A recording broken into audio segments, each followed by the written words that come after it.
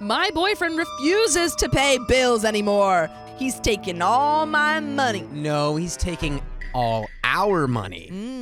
We met when I was 19, and in my sophomore year of college, I didn't have a job, but I was a full-time student. When my SO and I started to see each other more, I would spend more time at his apartment. I didn't move in, all of my stuff was still in my dorm room, and I spent the majority of the day on campus, at least from 8 a.m. to 7 p.m. By the way, this comes from tired of doing everything. And if you want to submit your own stories, go to the r/OKStorytime subreddit. So, even though I couldn't really help out financially with my SO since he had a job at the time, I helped where I could. Bought lunch, coffee, helped clean, and I had a monthly stipend I could spend in the university store, and I'd use that to help him out with groceries. It wasn't much at the time, but it was all I could do. I graduated last May, but I started working part-time when I was 21. In addition to my part-time job, I'm also helping a professor grade exams and do little jobs for her, and I'm taking a class studying for the GRE. All of this is important because my SO feels that because I wasn't working for the first 2 years of our relationship, he shouldn't have to pay for anything for a while. He thinks the financial situation should balance out. Well,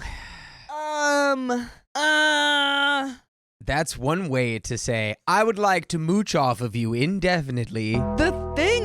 Okay, so he was saying that he was paying for a lot of things during college. But that's like if my parents were like, hey, we helped you out in college, so now you have to pay for everything for us. I'd be like, wait, but I was broke. I don't have like a crazy amount of money now. Well, and OP literally managed to help with groceries. Which is a pretty big deal for a college student. Right. Like that. Huge. I don't know. I feel like he made that kind of, not to say that she shouldn't be contributing.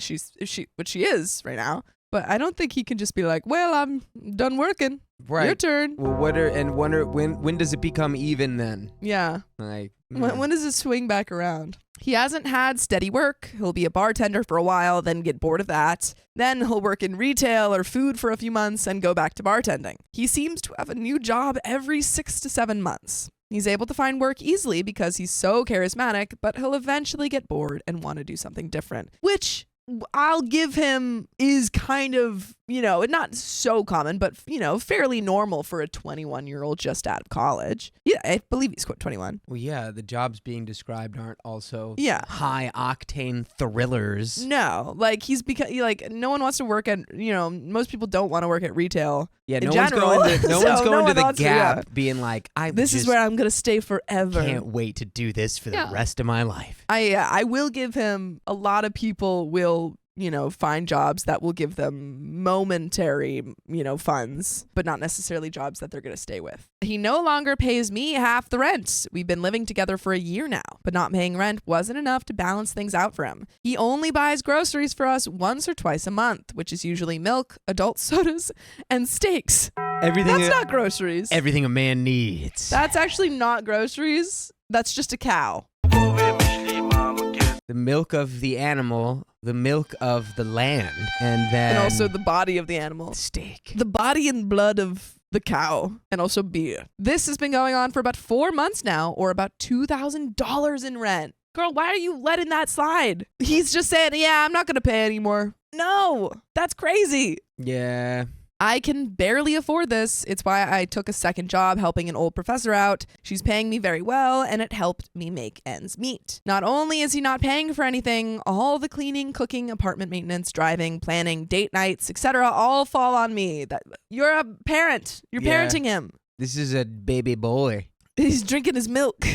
He's got milk. This makes me feel like I'm both the girlfriend and the boyfriend because I do everything. I also feel like his parent because he makes a mess of the apartment, leaving trash on the ground, not cleaning up his spills on the counter, leaving dirty dishes out, and I end up cleaning it up. I don't want to. He's like, once things are a little more even, I'll clean up after myself. Yeah. But until then, chop chop. Yeah, you have to do everything. It's only fair. I paid for some dinners back in college. It's like literally only fair. Stop. I usually ask him to clean up, but I've waited up to 7 days before I relent and can't stand the sight of the mess he's made and then clean it up myself. Example, he spilled a large amount of syrup on the kitchen counter and didn't clean it up. Well, yeah, that's the counter syrup. Yeah, he was saving that for later. I was saving that for a week from now. In case I was going to dip something. It sat there for about a week. Each day I asked him to clean it up. I even laid out a sponge and some cleaning spray by it. I got sick and tired of it and cleaned it up myself. I'll ask him to do simple chores while I'm out at work, like take the garbage out. It's a 2-minute walk to the dumpster in our apartment. He'll agree to do it. When I come home from work, it will still be there. I ask him to take it out the next day. I'll come home, still there. Yet again, he'll get angry and say he's gonna do it. Girl, break up with him. Imagine he's like, that's the 3rd time I've taken the trash out. This and is it's just ridiculous. How does it end up back here? It's probably all beer cans and bones from his steaks. Bones. This keeps up until the garbage is effing disgusting. It's leaking and smells bad. I have asthma and garbage fumes can sometimes make me wheeze, so I take out the garbage. There was one time where the garbage pile grew to about 3 bags. It smelled terrible. Crap was leaking. It was probably a hazard. He didn't take it out. Even though he said he would every day, I eventually had to take it out. I know this sub doesn't like enabling, but I don't think that most subscribers take into consideration the horridness of liquids that eke out from a garbage bag. The thing is that staying with him is the enabling. Right. It's no one's like, you should have left that rancid garbage in your apartment longer. Like, no, it's just this guy is the rancid He's garbage. the rancid garbage that you have to take out. It's the final piece of the, chore chart. Get rid of him. He'll get mad at me for taking out the garbage and claim, but I was just about to do that. Why didn't you let me take it out? Sometimes I think he purposely does things to make the bills higher than they should be. We've been having weird weather in my region, so it's been going back and forth from cold to warm. He's turning the AC to low temperatures when it's warm and turning the heat way up when it's cold. Like the AC will be on 64 and effing freezing when I get home sometimes. That's just terrible. That's terrible. Or he'll crank the heat up to 74 and it will feel like an inferno in the apartment. He'll also just turn the shower on when he goes to the bathroom because he likes how it feels. He just wants a sauna? He just likes having company. He's like, I don't know, it's kind of like rain noises, like I used to put on the white noise machine, but now I can have the rain noises and also it's kind of toasty in there and the steam is really good for my skin. He's like the pitter patter of the shower. I need it to lock in. The warm steam. I'll ask him repeatedly to keep the thermostat at a reasonable temp to save money and to not waste water. He usually responds by saying that the water bill is never that high. Yeah, because you never pay it. Yeah, it's always $0 for me. And he wants to be comfortable temperature-wise, which is apparently either Arctic or magma. He'll also take... Okay, but to be fair, 74 is not magma. 74 is 64. No, 64 is cool. 74 is not magma. Oh, yeah, no. However, dump this guy. It's not, none of these are the issues. The issues is that this guy is using you as a bank. Yep. He'll also take advantage of my kindness. Money is tight right now, but I still want to go outside and try to frugally have fun, which is possible. There is a chain restaurant within walking distance of our apartment. If I'm feeling rich, which is rare these days, we'll go there for a snack and an adult soda. I tried planning a date night for Valentine's Day to said restaurant. I told him that we can go out, but only if we just stick to an appetizer or an entree under $12 and only have 1 or 2 of the adult sodas special that night. He ended up complaining that it should be more romantic. We should have gone to a nicer place, that we shouldn't have to stick to such a low value venue. Well, then maybe you should get a job. Yeah, maybe you should do some legwork for Valentine's Day. I said I was sorry, but I couldn't afford anything nice. He ends up getting an app, the most expensive entree, several top shelf LITs, and a dessert. I just had an app and 1 adult soda. What is a top shelf LIT? I have no idea. I'm assuming it's a drink. Some kind of liquor. Yes, that's what I'm thinking. I'll look it up.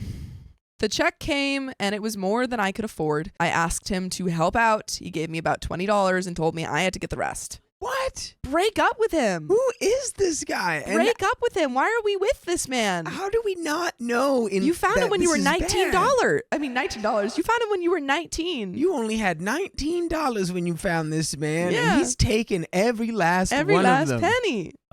Top shelf Long Island iced tea.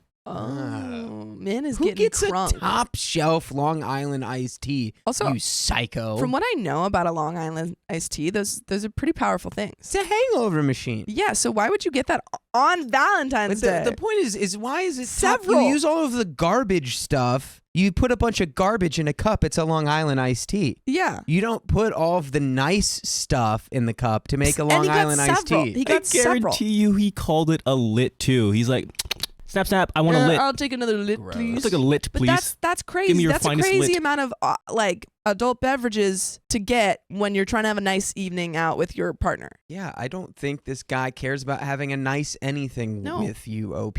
I used the little cash I had on me and my card to pay for it all. Every time I bring up the money issue, he always goes back to the point that when we first started to date, he paid for almost everything and that it's only fair that he doesn't have to pay for anything now. Is this right, girl? I know he did pay for a lot the first 2 years we were together, but that didn't include him paying for my rent, utilities, groceries, etc. He's also started to smoke in the bathroom. Bills. Yeah, he didn't pay for your bills. He's also started to smoke in the bathroom, but denies it. I know he's smoking in there because whenever I take a shower, I see beads of tar on the once white walls, which are now starting to yellow. Girl, Gross. you are not going to get you're not going to get your deposit back at all. Smoke does not come out of walls. It comes out of mouths.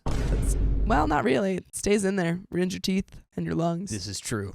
I can see ash in the toilet, trash can, and sink. Oh, it also smells like cig smoke in there, and I'm asthmatic. Girl. So you have asthma and this guy smokes cigarettes. That's already just a sign from the universe right there that you should just leave. Leave. So it's now hard for me to breathe in the bathroom. Is there anything good about him? No. I've pointed out all the proof I've seen to him, and he has an excuse for all of it. He was just emptying out the ashtray from the porch into this trash can, and some of it accidentally got into the toilet or sink. He claims that the beads of tar I see on the walls are just from cheap paint, and that it's actually the steam from the shower that's making the walls start to yellow. Yeah, it's our shower water that's yellow, babe. Don't worry about it. You don't understand. He just needs to be like, babe, you don't understand. Ripping a dart, sitting on the toilet, it just feels different. You know what? He's probably putting the shower on when he's going to the bathroom so that the smoke is less obvious. Which is not, it doesn't do anything. No, but I feel like that's what he's doing. Yeah, he's like, if the steam steam makes looks you like it's sad. smoke, then you won't know that I'm smoking in there. it cancels out. He'll also try to convince me that the bathroom walls have always been painted a light yellow. Yes, my favorite color. Give me the little kind of gross off-white yellow hue, please, for my walls. Thank you. The hair that broke the camel's back was our most recent argument. We were talking about our future wedding. Please don't marry this man. 2 friends of mine got married a few months ago, and we started to talk about how nice their wedding was and how they were able to pay for it. He told me, the bride's parents traditionally pay for everything. The comment blew me away. Dude, you know why the bride's parents traditionally pay for everything? Because the man then would pay for everything else. Yeah. It's almost like you're not holding up your end of that bargain. I responded with, that may be traditional, but it's not common anymore. My parents can't afford a wedding. Bob and Jane paid for most of their wedding, and their parents chipped in. He got mad at this statement and said his mom isn't going to pay for our wedding, and that the cost should be on me and my parents' shoulders to bear. I don't know what to do. I feel like it's balanced now. He's been living for free, eating for free, using water and electricity for free, hasn't had to drive us anywhere, and he's had my free maid service and chef service for 4 months now. Girl, quit it!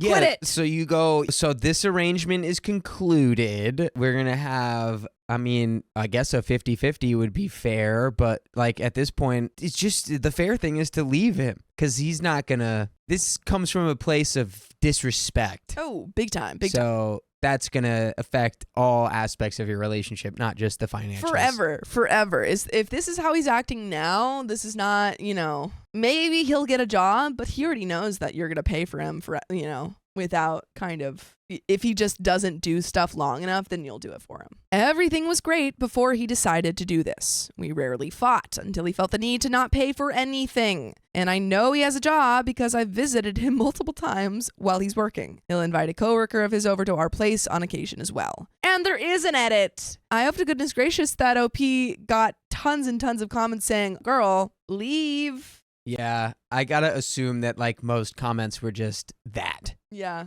just get out. tons and tons of comments saying, why are you in this relationship with this baby? Yeah, it doesn't seem like there's anything redeeming in it, and it seems You're like in a he relationship with this- immediately shifted to I am baby and you are mommy. Exactly. Take care of me. You're in a relationship with a smoking baby. Smoking baby. That's funny, Smoking though. baby. That's classically funny. Classically funny. Everybody knows smoking baby's classic funny. Not what I would want to be in a relationship with, though. No, you don't want to be in a relationship with smoking baby. You just want to see it, You like want to in, watch show in a about vaudeville show of some Yeah. kind, you know? Hey, I'm smoking baby. And then everyone goes, "Oh, that baby's smoking. That's- Baby can't smoke. baby, you can't do that at the walls. You're gonna make them yellow." Yeah, that's what they say in the vaudeville show. And he The goes, wall. "Hey, goo goo gaga. I'm baby, I smoke. I'm baby. Give me your money now." And then that's our new sketch show. Yeah, so don't stay with smoking baby. Don't stay with smoking baby. Edit. Thank you to everyone who responded or sent me a private message. I read everything. A lot of what everyone has been saying is exactly what I've been thinking in the back of my head. But I felt emotionally drained and physically exhausted since all of this happened. So it's been hard to think clearly. I've come to realize I'm in a crappy situation and I'm a little scared. Many of the comments below hit close to home and made me realize how effed up everything is right now. I'm going to plan an escape, so to speak. I feel that simply saying, we're done to him, won't work. Just say we're done. Oh, you're making it too complicated. Just say I'm leaving and leave. Yes. That's all it needs. I've already talked to my parents and they've agreed to let me live with them for a while. This isn't ideal, but it will allow me to save up money. I have spoken to my future ex, SO. I treaded lightly and told him that since I'm planning on going to grad school, I've decided to enroll in a summer class or two before I've officially accepted. This is true. The university I plan to attend will allow you to do this. I told him I'd have to move back in with my parents for a while. He wasn't happy about this, and I could see the gears starting to turn in his head. He's like, this is ridiculous. I don't want to live with your parents. And she's like, it's good. You're not going to be. Oh, yeah, you just... Sorry, you got me with that. I don't want to live with your parents. Aw, shucks. Well, looks like you're not living with me, ex-boyfriend. Bye. Bye. But there is an update, folks. And I have the same thoughts. So we're going to barrel right into this. I have a thought, though. Someone commented something Hold the really barrel. funty. Really funty. I said it twice. Really about the funty. smoking baby. Go up. It was... Baby Herman? It was Katera Rain said smoking baby is in charge of painting the gender-neutral nursery yellow. That's really good, Katera. He paints them with Marlboros. He's like, I don't believe in gender norms. I'm smoking baby. I'm smoking baby. I do things my way. He's like, the government wants you to think that smoking's bad for you and that gender isn't the social construct. But I'm here to tell you that I like smoking and I hate gender. I'm a they-them smoking baby. 10 out of 10 doctors agree I shouldn't be doing this. He's like really woke, but also horrendously taking care of himself. Smoking baby. He's like super socially liberal, but also has like his lung health terrible. He's basically he's a libertarian. Yeah. Yeah. I talked to my mom some more about what has been going on. I wasn't too open with my parents about how bad it was. She basically wanted to get me out ASAP after I revealed more to her. Yeah, because she's like, you're paying for what? Yeah, I'm sure anyone who cares about you would be immediately concerned upon hearing all of this. And then Opie's like, well, no, like it's fair because like he paid for me in college. And she's probably like, no. We and paid she's for you like- in college. She's like, oh, so he paid for your college? Yeah. No, he didn't. No. We did that. We did that, yeah. Apartment. It's in my name. The lease is up in May. I talked to my landlord about the situation a bit. Basically, they can't force him out because there's no officially reported criminal activity. But he's smoking in the house. I feel like that probably would go against the rules of the apartment.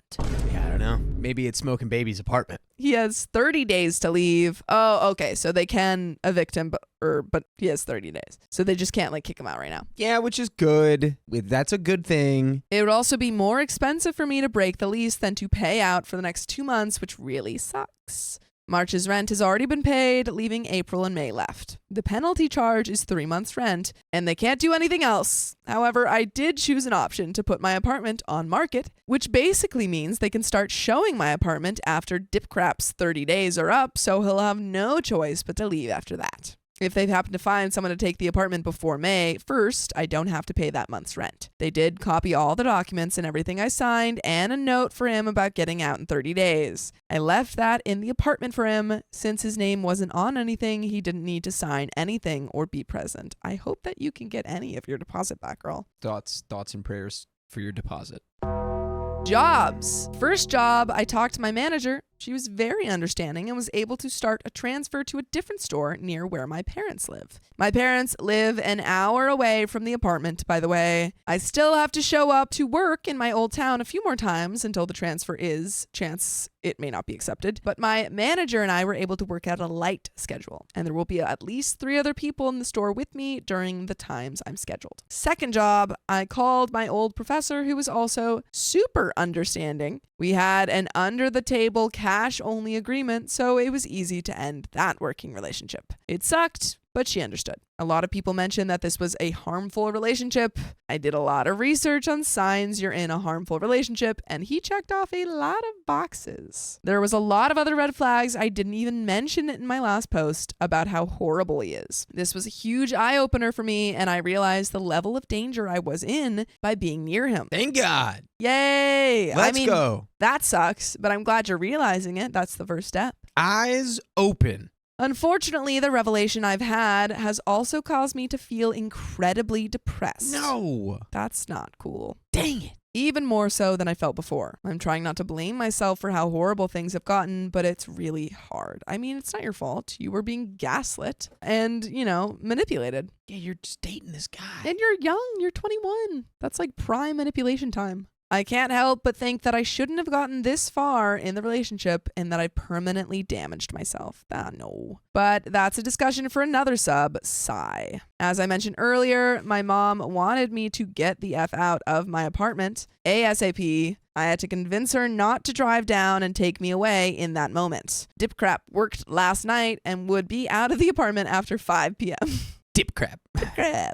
My mom, dad, and uncle arrived at the apartment at 5:30 p.m. I told my best friend what was happening, who lives close to me, and she came by the apartment as well. 5 of us were able to pack up pretty much everything I own and put it in all of our cars, so I'm now home. Hooray! Huzzah! And then a few loose ends. I still have a few GRE classes to attend, but it's only once a week. Hopefully the transfer will be approved for my old job. I'm still scheduled to work a few days for the next 2 weeks in my old town, but it's extremely light. And as I mentioned, multiple people will be in the store with me. I won't be alone at any point. Anything else I need to discuss with my landlord can be handled over the phone or email. I've signed the appropriate documents. I'll likely have to pay damages after the lease has officially ended, probably. Dipcrap called me late last night after he got off work and was obviously confused and angry. I refused to tell him where I was, which pissed him off even more. I told him that because he was financially hurting me as well as emotionally hurting me and scarring me on a regular basis by yelling, throwing things, that I couldn't take it anymore. Wow. Yep, you were definitely in a bad relationship. That baby throws tantrums. That I deserved better, that he was a horrible person, that I didn't love him anymore. Well, he stopped being angry and turned on the waterworks. He apologized profusely. He begged me to come back to him. He said he could change and that he was only acting out because he was depressed and I should give him another chance. He's a manipulator. Poor baby. Poor smoking baby. Needs to manipulate people to keep them in his life. You don't understand. I ran out of parliaments. I didn't mean it when I said those things. I was just upset. You ran out of parliament? I was saying an obscure brand of smokable sticks. I didn't know. She's what like, Parliament? That was. Parliament. Like, Parliament? What is this? Great Britain? What is this, the UK? Are you the Prime Minister now? Prime Minister smoking baby is on the scene. That's just Churchill. Who put this baby in charge of the Gallipoli offensive? He even claimed that he was just about to tell me that we were financially even now. What are the odds? Yeah. He's like, no. Babe, just the same thing with the garbage where it's like, babe, I was just about to tell you that everything was fine and we're even again. It was the most surreal conversation I've ever had in my life. I feel absolutely nothing for him. His tears didn't upset me. His anger didn't upset me. I was just cold and numb throughout the entire conversation. I felt like I was getting bored just talking to him and wanted the conversation to end ASAP so I could watch Netflix. OP is over this man. She's like, wow, I'm just realizing right now that you Suck.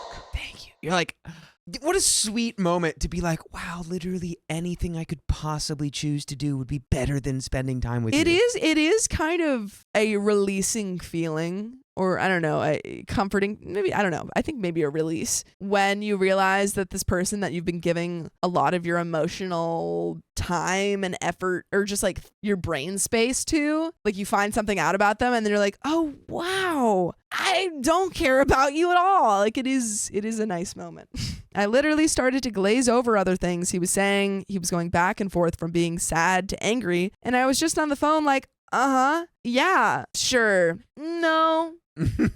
Eventually, he got on that I stopped paying attention to him. He snapped at me and asked when I was going to stop this BS I was pulling. He started to rage about something. I interrupted him and said, I don't want to talk to him anymore, that he was horrible and owes me thousands of dollars, and I never want to see him again. And then I hung up on him just as he was about to put on the waterworks again. Good job, OP. Love that. Gotta love him saying, you stopped paying attention to me. Yeah. Even though you were being his mom. Yep. I think, crazy. He called and texted a lot. I haven't responded. He's been continuing to call me today as well. My next step is to get a new number. Thanks to everyone who commented in my previous post. I wasn't able to get back to everyone, but I did read everything. The next few months are going to be rough, but at least I won't be with that a-hole anymore. Let's go. Woo! We did it. Yeah. Yes, we love to see it. And there is an edit, folks, to finish this story off. Edit. Wow, I didn't expect my post to blow up like this. And thanks to whomever sent me the gold. It's been an emotional roller coaster. I've cried, laughed, felt scared, felt confused and angered. I now want to go to counseling, which I'm planning on doing as soon as I'm able to do so. I've managed to block him on my phone, so I don't think I'll have to change my number after all. But you don't have to change any of the settings on your phone. If you want to listen to full episodes of stories just like this, That's right, unless your volume's all the way down. then you might have to change that setting, because we've got 60 days worth of full episodes if you go to Spotify, Apple Podcasts, iHeartRadio, and search up OK Storytime. That's right. That's all it takes. That's all it takes, folks. And then Easy your as that. ears will sing But, with the sweet sound.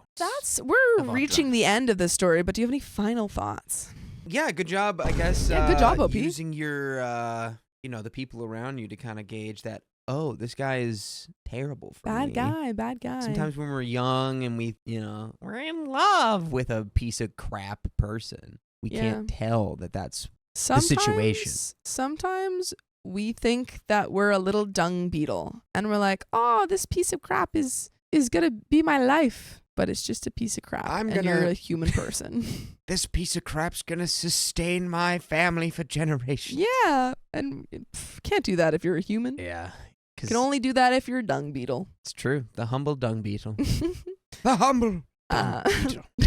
But we've got a little bit left to the stories. I called my apartment this morning to see if they could grab the router and cables from my place and hang on to it until they can be retrieved. They were happy to at least do that for me. So now he doesn't have internet. Woo! I did listen to a few voicemails he left for me. In one message, he was calling me by my pet name and literally talking in a cutesy baby voice to me. It's Smoking Baby. It's Smoking Baby. We were right all along. It's the truth. It's Smoking Baby. The next voicemail, he was just yelling at me. They've made me laugh, but also made me, afraid of him. I've taken everyone's advice, and I will be extremely careful for the next few months. I have pepper spray, I won't be traveling alone, and I'll be using campus or police escorts when possible. Yes. Very smart. And folks, that's the end of that story. Dang. Wow. Yeah, be careful. If someone's, trying to take advantage of you financially, don't let them. Don't let them do that, because It's hard to be in a position where you don't know you're being absolutely totally screwed over, Yeah. but you just kind of have like a vague sense that you are. Like, this seems unfair, but I don't have anything to like compare it to. Yeah. So it must be okay. It's like- Especially watch out for the people who are like, oh no, you owe me. You actually owe me, paying for my entire life. Yeah, and they're like, remember that time I got you dinner when you were in college? Now you have to pay my rent for 4 months. Yeah, but no. Yeah, there were other signs too. What is the oh shoot, I can't think of the phrase for this thing I'm thinking, so I'm going to let it go. But yeah, just a rule of thumb, if you're young in a relationship and you feel like, oh, I shouldn't or I can't talk about what's going on in my relationship with other people, then maybe if you feel like you have to be isolated, that's a big warning sign. I think if you're like, oh, if I told my friends or family the problems that I'm having in my relationship, they would tell me to leave this partner. Yeah, if a lot of the counsel in your life are all being like, well, this is bad and it needs to change, maybe consider that. But I think it's also like, even when you don't tell them, like when you have that thing, you're like, well, I can't tell people that because they won't like my partner. Well, yeah, or it's like, oh, my partner would be mad because it paints them in a bad light, or it's like, okay, then why, what is it that's painting them in that light? But we've got another story, folks. That's right. Stay here. Oh, Yes, she's yes. your emotional support dog now. Watch out, Just her lay head. down. Her head is on your mic. It's okay. Oh, she's so sweet. All right, folks, we're going to get into this next story. My boyfriend has been lying our whole relationship. He has one chance to fix things. You only get one shot. I met John in June of this year. John. We hit it off instantly, basically being the same person, but in different bodies. We have the same education, work in the same field, and have an equal appreciation for the important things that truly matter in a relationship. We said I love you about 2 weeks ago, and things were going great. Wait, they've been dating for how long? When was this posted? I need to know when they said I love you. We said I love, yeah. How long into the relationship did they say I love you? 3 days. By the way, this comes from LEJR321, and if you want to submit your own stories, go to the r/OK Storytime subreddit. Keon, can you find out when the story was posted? Lately, John and I have been spending a ton of time together. I joke that we should just move in together because we basically live together already. When John began staying over a lot, I began noticing some unusual behaviors. For one, he's always at home despite the fact that he claims to be working. He says he can work remotely on his work. Fair enough, that's entirely possible in our line of work. However, the few times I've come home early, he's playing a video game or surfing the internet. He had his card denied at a checkout once and paid cash, saying it was probably due to some credit protection since he was staying with me a lot lately. Yeah, he's like, no, they're keeping tabs on my bank accounts because they got so much money in them. Yeah, that's not a good sign. Oh, Sophia, this is from 10 years ago. But do we know like the month? Does not say. I'm going to keep investigating for you. Dang it. I just want to know how long they've been dating. I live 2 towns over, so it's not entirely out of the realm of possibility that he was flagged. Yes, it is. It's out of the realm of possibility, my friend. 2 towns over? You're in the same country. Out of a desire just to ease my nerves, I've searched for him at the company he said he worked at. I found his name instantly, but the last time he's mentioned is in 2014. So that would have been a year probably, because this was 10 years ago. Just a cool little gap year. I checked to see if his work email was still active, but it bounced back as being inactive. Things weren't making sense to me. He had his own apartment, so clearly he pays rent. He pays for himself 90% of the time, so what was the deal? I finally approached him. He admitted to me the truth, that he had been working, but became clinically depressed. He tried to get help, but the few places that took his insurance were booked for 2 months. Eventually, he couldn't get out of bed anymore and lost his job. He's been out of work for a year and has been living with the help of his family. He was ashamed. He didn't tell me because he was afraid I wouldn't give him a chance or would leave him. I don't know what to think. I'm someone who has always stressed honesty. There shouldn't be secrets between partners, especially ones this huge. There should be privacy, sure, but not secrets. In addition, if anyone would understand, it would be me. I'm vocal to my friends and him that I battle my own mental disorder. I don't try to hide it. He apologized. I kept stressing that I didn't appreciate being lied to. We went to bed, but not before I told him that he was never to lie to me again. and that I was okay with the situation now, but if this continued into the next year, I would not. He said that was fair and apologized. I really would love, because they said they were dating since June, so it's clearly like under a year, I would guess. And they're already at the I love you part, but like if you were dating someone for under a year and found out that they completely lied to you about their finances and also didn't have a job and lied to you about that, are you staying with them? You've already said I love you. That could have been a lie too. It just depends. It would all depend. I gotta say, probably not. Yeah, But it would depend. it would depend how much you loved them. Yeah, like how good is everything else outside of the fact that it's like, okay, so you've lied to me this whole time about your finances out of fear that I would leave you. So what else though? You're hot and you cook pretty good. Maybe, or like What you're other just benefits do you have? absurdly talented and also you're very caring, but you did lie entirely about a whole element of your life.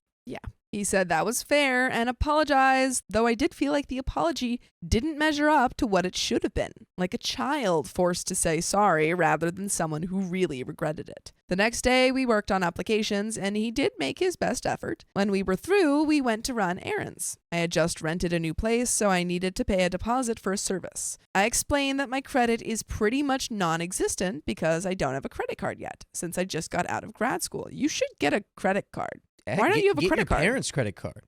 Give me the 3 numbers on the back. That doesn't even make sense though. Since I just got out of grad school, you should get a credit card. That means like your grad school means you're like older than, you're in your mid 20s or something, or like at the very least like Old early enough for a credit card. Old enough for a credit card. Also, a little PSA, or not PSA, but little pro tip for all you gamers out there. And by gamers, I mean people living life. The game of life. Pay for your loans with your credit card if you can, your student loans, because it's a good way to get good credit. It's my little pro tip for you. I off the cuff mentioned that my credit score will probably be better due to the fact that I don't have student loans, scholarships, whereas he does. Not necessarily. If you're paying off your loans, it looks really good on your credit score, on time at least.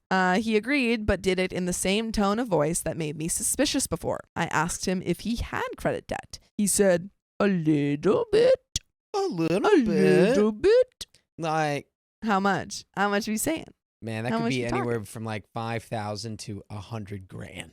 I looked at John and asked if it was really a little bit. And he replied that it was nothing a year of working couldn't fix. What? I don't know, dude. Your credit is pretty hard to fix if it's, He seemed to be irritated by my prodding, so I left it at that. It's just crazy that his vibe is like, I just am a fan of hard work. Yeah. So I like to destroy my credit score so I can build it back up. Yeah, he's like, I just want to spend all of my life rebuilding my credit. Yeah, it's like that when the monks make the mandala Yeah. and then blow it away. What? Yeah. The mandala or mandala, whatever that where they the monks where they scratch the stuff. I have The no idea what you're and talking they make about. the Tibetan monks, they make the big crazy masterpiece of art and then they blow it away because it's their Interesting. it's that nothing is permanent no matter how beautiful or painstaking or time consuming it was. It's gonna go, so you might as well just blow it away. It's true. He's doing that to his credit score. Anyway. And maybe I was wrong to prod because we are still in a very young relationship to be discussing finances, but now I'm looking into every little conversation. Will he always lie about our finances? Will he lose his job and not tell me? Is this just a result of the depression, or is his dishonesty due to something in his character? I don't know what to do. Edit, I'm reading all replies, but unfortunately I cannot answer them at the moment. I will say this because there seems to be confusion. He did tell me he had depression early in the relationship.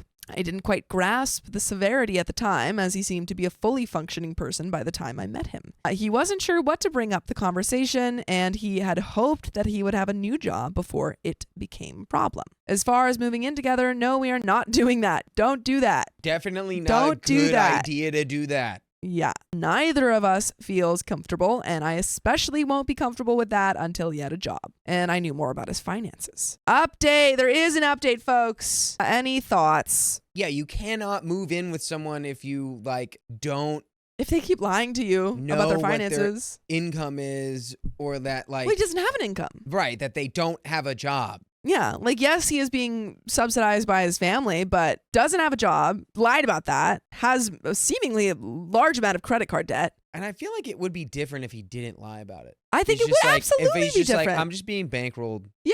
then it's like, okay. But the Okay, fact sure. that you know, if you're ashamed of it to that degree where you got to lie about it, just go get a job, baby. Yeah. Well, What I mean, you I think doing? it is very fair to be like, I am so, like, some people do experience like just so much depression. They're, you know, very depressed. They are not mentally able to go get a job at that moment. That's fine. But that does not excuse the lying, and does not mean that, and maybe that also means that you aren't in like the best headspace for a relationship. If you are that, you know, like if you're going to lie to your partner, then maybe it's like, okay, I need to take a break from dating until I get myself into a healthier mindset. And there is an update. So let's get into it. Things have changed drastically. I'll admit the week after I discovered the lie, I let myself get out of hand. We decided to take a week apart to evaluate things. I ended up calling him 3 times, each time pointing out how his behavior had been appalling, how he had gaslit me, how he wasn't just lying to me once, but every day. How I feel he wasn't taking this as seriously as he should, and it was as though he didn't feel anything about the fact that he lied. He didn't say much during those phone calls, just accepted them. Finally, after the 3rd one, he wrote me an email where he detailed what was going on. That he was afraid of losing me, of losing his friends, of losing his family, that he hid what he was because he was ashamed of himself, and it was easier to believe his own lie and pretend it was true than face the reality. Are you sure about that? Are you sure about that? Are you sure? Does it still feel easy? Because this is all the consequence of the lie. Yeah.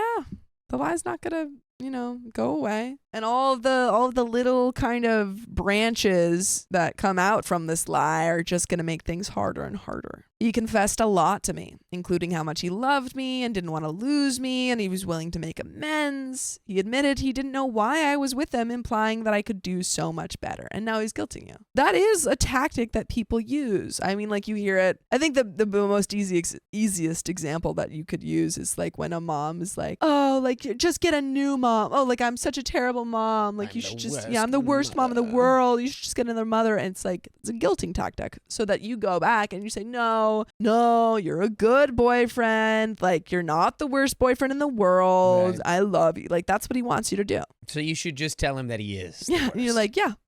No. On advice from one commenter, I set up parameters for our relationship to continue. He needed a job by January 1st.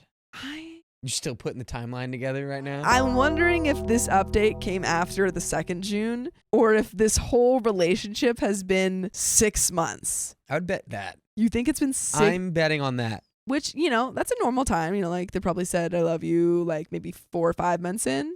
But, wow, for him to, like, lie, yeah, a lot. And he was to never, ever lie to me again. Wow, I wonder how long that will last. Well, today is the first day of his new job. He found it mostly on his own. Did we fact check that this job exists? He asked me for help on his resume in terms of formatting and wordplay, but the rest of it was through his own hard work. I can't say everything has been perfect, but it's been better. At first, I asked him a question, and he started to spin a tale, but caught himself and stopped.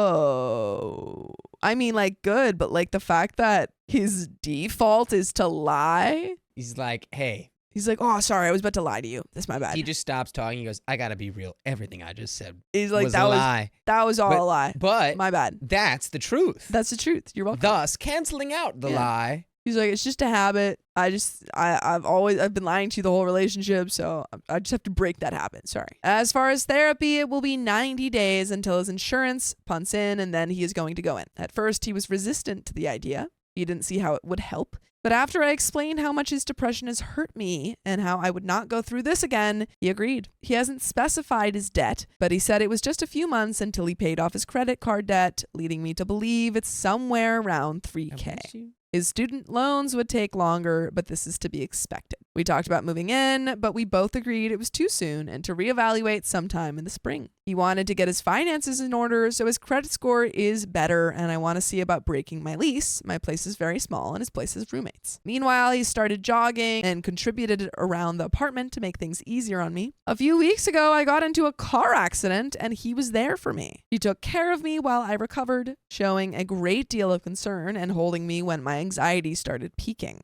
He took care of my dogs, made sure they were fed, watered, and walked. They now whine whenever he leaves. I took him to Thanksgiving with my family, and he helped cook the meal. But you guys can cook your meals while listening to full episodes of stories just like this. You can. Just go to Spotify, Apple Podcasts, or iHeartRadio and search up OK Storytime. You should. And there is a little bit left to this story. There is. Any final thoughts? I am.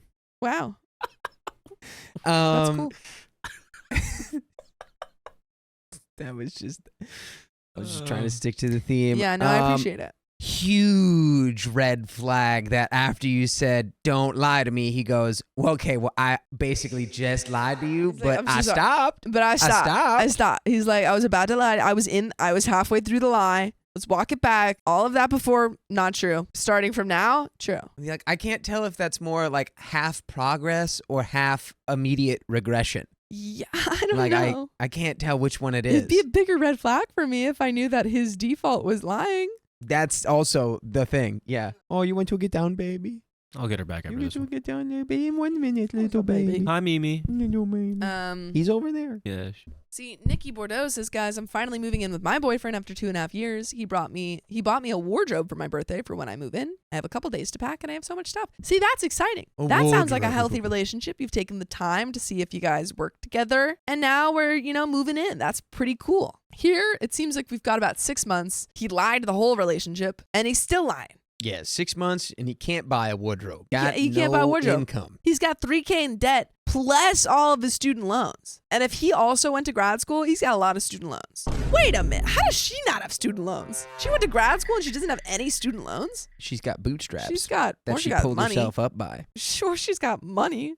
She sold those bootstraps. That's crazy. You know how even if you have bootstraps, how much you can gotta sell take a out student nice loans. pair Usually of bootstraps for? But usually when you got bootstraps, you're taking out a lot of student loans. It's the people that don't have bootstraps who don't have to She take out has their so loans. many bootstraps it circles all She's the got way other back. people's bootstraps. That's crazy though. Bootstrap Bill. Hey. But there's a little bit left to this story. Oh yeah. Oh boy. So let's get into it. Last night we had a date night where he made my favorite food, bought me some pink wine. Is that just like rosé? Yes. And we watched Mad Men and talked about rearranging my furniture. Cool. We talked about how long we were going to live where we were. This morning, he left super early for his orientation, waking up on his first alarm. I'm hoping this will be the end of it. In a few months, I may give an update on his mental status. I don't expect everything to be perfect right away, but he's already done so much in such a short period of time. And folks, that's the end of that story. Yeah, that's the thing is that it's not about how much he does in the short period of time. It's the what long happens in period of the time. long period Do we of have time. any sort of update? Because this is 10 years old. We have literally I have an update. any update. Are they still together? Did she break up with him? We do not have an update. That is, yeah. Bummer. And we're about to get into this last story, folks. My in-laws are ruining my marriage. We're not even on speaking terms. They got to have a talent for that if they can do it without talking. I love my husband very much, but his family is a total nightmare. For background, my husband was a parentified child. His mom became disabled due to cardiac syncopal episodes that started after his younger twin brothers were born. By the way, this comes from My Heads in the Clouds, and if you want to submit your own stories, go to the r/OK Storytime subreddit. So, at just 5 years old, he was changing diapers, cooking meals, feeding the twins formula, making sure his mother was okay, and trying to be a kid himself. He'd regularly pass out from exhaustion while doing homework. His dad worked 70 plus hours a week, sometimes working 7 12-hour days, so he wasn't much help. His maternal grandparents would come by when he called, but by the time they arrived, everything was already taken care of. His grandmother confirmed to me that all the things my husband described were true. She even added that he was cooking chicken and rice for dinner at just 5 years old, which is like so hard and so unfair to him. But also, it seems like, just the way that family was operating, like there wasn't a lot of options for them, because it seems like the mom was, she was, silver lining, kid knows how to make chicken and rice now for the rest of his life. Yeah, the mom's disabled. The dad's working 12-hour days every day of the week. Like, clearly this isn't just a situation, where the parents are neglectful on purpose or, for no reason, which does not excuse it, of course. No child should have to go through this. But I do want to point that out. It seems like this family was operating under very tough conditions. His paternal grandparents hated my mother-in-law. More on this later. So my husband had basically no one to help him. As a child, he would find ways to escape his living situation, whether by staying over at his best friend's house or his maternal grandparents' house. That's, so hard. That changed when his grandfather took his own life, leaving him with only his best friend for support. Then his best friend's mother passed, and my husband was the one who found her. Oh my God, your husband has had a really hard life. That is a tremendous set of circumstances. As a teenager, he turned to substances and other troubles. You know what? Also, we're going to put at the beginning of this episode, trigger warning for mention of substance abuse, self-harm, and death. And if anyone is not okay listening to that, maybe come back for the next story. Even after struggling to care for the children they already had, his parents got pregnant again in their 40s, which is, again, that's, on their part, pretty not cool. Maybe a little irresponsible. Very irresponsible when you're already in a situation where you cannot afford to take care of your own children. Maybe don't bring another child into that situation. And his sister, who is highly autistic, was born. Ooh. When you already can't take care of a child and then you have a child that needs so much more help and focus. Trigger warning for hard knock life. That's where we're at right now. My husband was 14 at the time. Through adulthood, he bailed his parents out of situations and supported them financially many times. He felt that because he had the money to help, he should help. They did pay for him to go to rehab 11 years ago, and his life turned around. He met me shortly after rehab, and we started dating almost a year after he finished. At first, I thought his family was cool, the exact opposite of mine. We partied together, they were supportive, and they included me in everything. I felt like I had the family experience I had always wanted, especially since I wasn't close to a lot of my own family. But things started to go downhill as my husband and I got more serious. His parents freaked out when after 5 years of dating, we wanted our own place, especially since we were freshly engaged. Well, I think, either they're very religious or traditional and they're like, oh, you're living together? Or they see the they see the, Have you ever had a dream that you had what the train tracks you guys are on look like, because they're like, oh, we're gonna lose our son's caretaker status. We're not gonna have him paying for all our bills because he's probably gonna pay for his own family. They're seeing that train, they're like, we're gonna lay down in front of it to stop it. His mother cried and picked up a shift at work so she wouldn't have to see him move out. Wedding planning was a disaster. My mother-in-law was controlling and regularly rude to my maid of honor and my mom. She even planned to ambush me with a party bus of spicy dancers, even though I had explicitly said I didn't want anything like that. Well, maybe she was just trying to, blow past that with exposure therapy. Yeah, I guess it's so. Like, she said she doesn't want one. What if I got a bus full? What if I got a bunch of them? My best friend told me, and my mother-in-law was furious with her. The wedding itself was cringe. She was sobbing belligerently during the ceremony to the point that I heard my great-grandmother-in-law yell, "Stop it!" and smack my mother-in-law's hand. Shut up! Things got really terrible once I was pregnant with our oldest. My mother-in-law and I had never once hung out one-on-one, but suddenly she was talking about us going shopping for baby clothes, acting like my best friend. She didn't respect boundaries from the very beginning. She overshared information we didn't explicitly tell her to share. She tried to throw a baby shower for us with just her friends, which we declined. She got gifts she never gave us. She just kept saying weird things. She told me she had a dream that we went to the beach. I gave birth in the back of her car. The whole family was there, including my mom and brother, and she held the baby first. That's a nice dream. Anyway. Nice, yeah. At 9 months pregnant, she knowingly exposed us to the vid because she insisted on seeing my husband for his birthday. That's not very cool. That's very bad. That's very bad. That's the whole point for the vaccine, so that we don't expose people who are at risk, like pregnant women, to this. We gave her a list of our boundaries regarding the baby, and she completely ignored the text. Instead, we got a message from his grandmother saying we broke her heart, that we were cold and cruel for having boundaries. I had a rough labor with our oldest, very traumatic, with a vacuum-assisted birth. My husband told his mother on speakerphone not to post pictures of the baby. And she was upset, but said okay. $500 on pictures of the baby being posted. She's like, okay, fine. I won't post pictures of the baby today. No, she just like gets the post ready, and then she just finds a stranger at the library. She's like, will you press the post button on this, please? I didn't post it. Someone else did. Oh, that was Regina from the library. She posted it. I didn't do anything. Mm-hmm.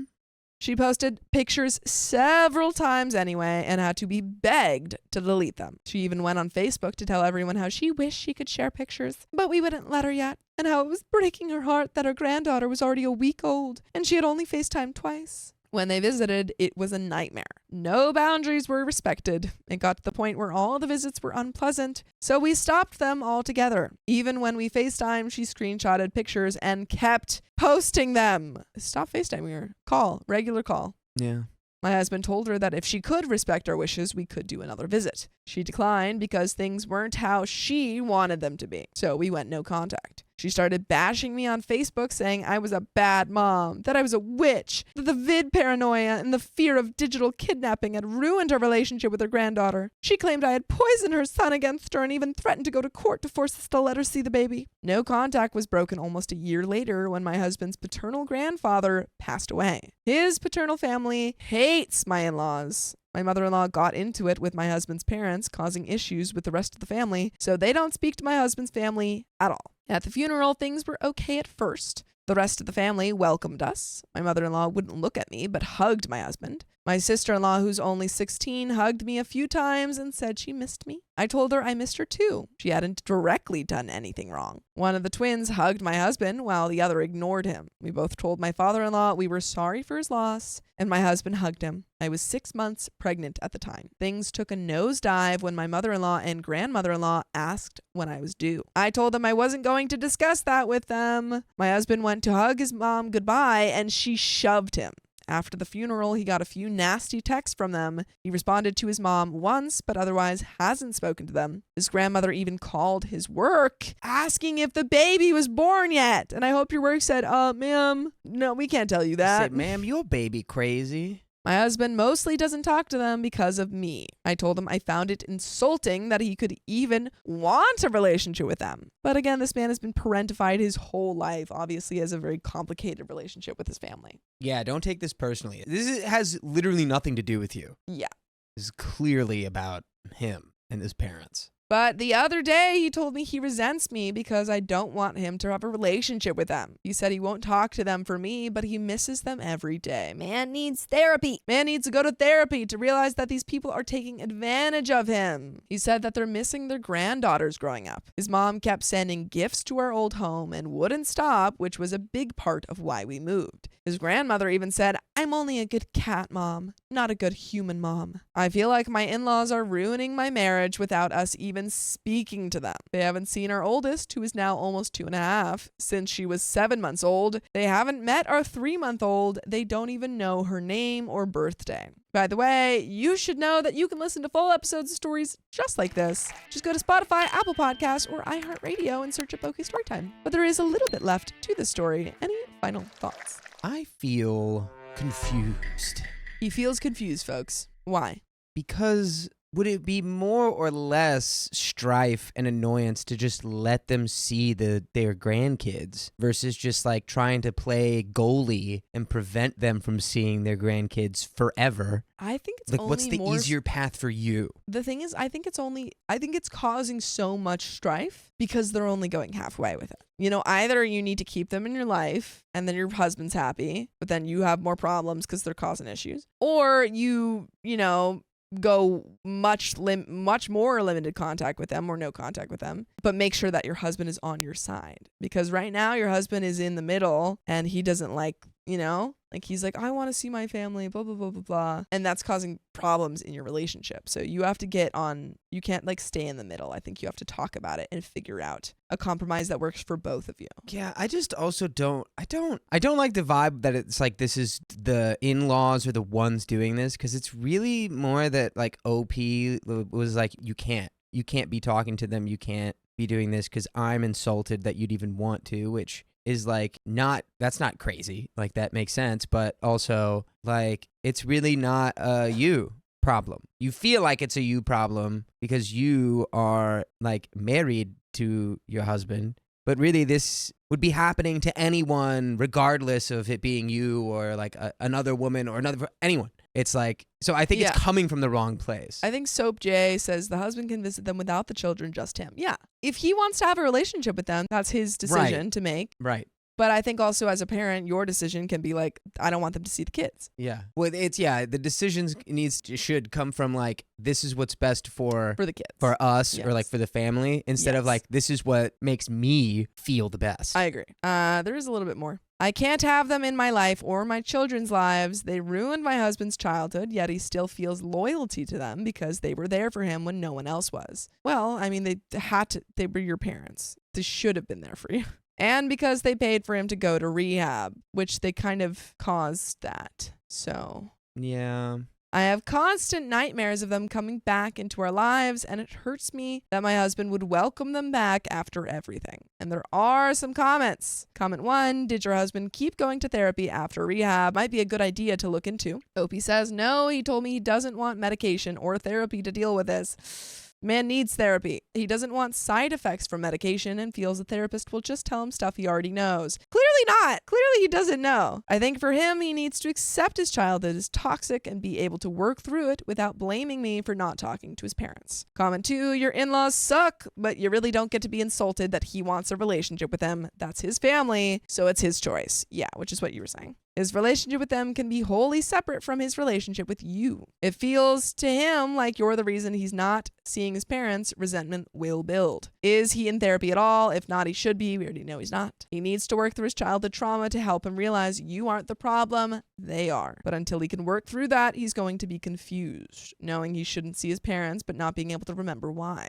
Knowing all the bad crap but feeling like it's normal because it is normal to him. Opie says he refuses the therapy, unfortunately. I've told him many times it would help. He doesn't consider his childhood to be wholly traumatic, that he did what he had to. It's very sad. And folks, that's the end of that story and the end of this episode. Right. But do you have any final... But is that very sad? Do you know what I mean? Like to have had like a traumatic childhood and then you look back at it and you're like, I mean, yeah, I just kind of like thugged it out and like took care of everybody. And I think like, when you are imagining it much differently than it actually is, it is indicative of a problem that should be, you should be going to therapy for. Of course this guy should be things. going to therapy, but I think it's more of like OP's perspective is it's like you're thinking about your trauma wrong and that hurts me. Yes, but it has me-focused. nothing. You're pressing this as an issue that's like a relationship issue between you and your husband, and it's really just an issue between him and his family. Yeah. Mm-hmm. Like the issue where when it comes into you, like when you have to see them and you have to, like your children have to see them, then it's like, yes. But you can't be like, it's insane that